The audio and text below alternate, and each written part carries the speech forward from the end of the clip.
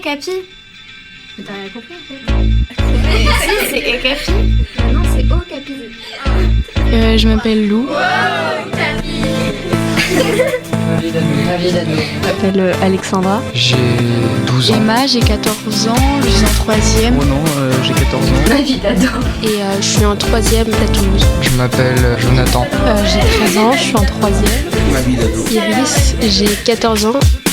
Ma vie d'ado, une émission proposée par le magazine Okapi. J'en ai marre là, vraiment, j'en ai marre. Et ton prof préféré?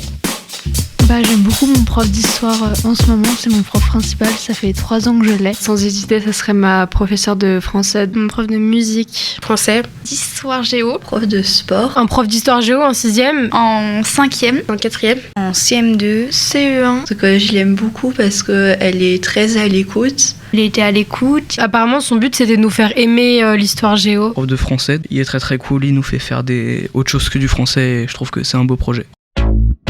T'es petite, elle avait des cheveux blancs et gris. C'est quelqu'un d'extraordinaire. Enfin, voilà, les questions sont assez variées. On a par exemple votre couleur préférée, votre film culte. Parfois, elle nous parlait de sa vie ou des choses qui lui étaient arrivées et c'était très touchant. Il fait pas cours, il ne fait pas le programme. Elle s'énerve pas pour rien en fait. Enfin, elle va essayer de rester calme.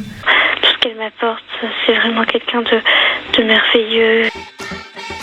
Ma prof d'anglais parce que déjà j'adore la matière et elle est très sympa et on peut lui parler et on peut rigoler avec elle. Mon prof préféré, c'était un professeur d'anglais. Elle dégageait quelque chose quand elle nous faisait apprendre des trucs. Son optique, c'était on parle que anglais pendant tout le temps.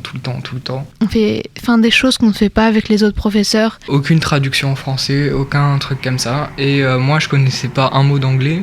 Il rigolait bien avec nous. Il était assez intéressant comme professeur finalement, même si après, en effet, son enseignement était un peu dur, quoi.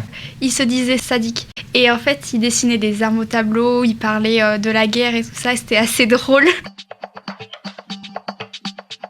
On était vraiment pour elle des personnes et pas des élèves juste à qui on enseignait des trucs.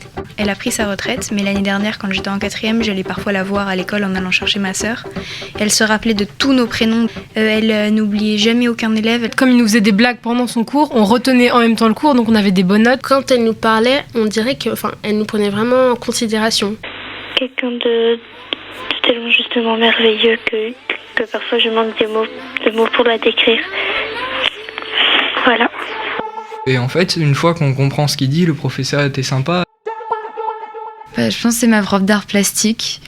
Parce que les profs d'art plastique, ils ont tous en fait des attitudes différentes des autres profs. Et je trouve que elle avait une bonne réflexion sur le travail des élèves et elle cherchait pas juste à savoir si c'était beau ou pas, elle cherchait aussi les intentions qu'on avait mis dans le travail. Et donc j'aime bien sa manière de penser. Merci d'écouter Ma vie d'ado. Un podcast à retrouver chaque semaine sur les plateformes de podcast.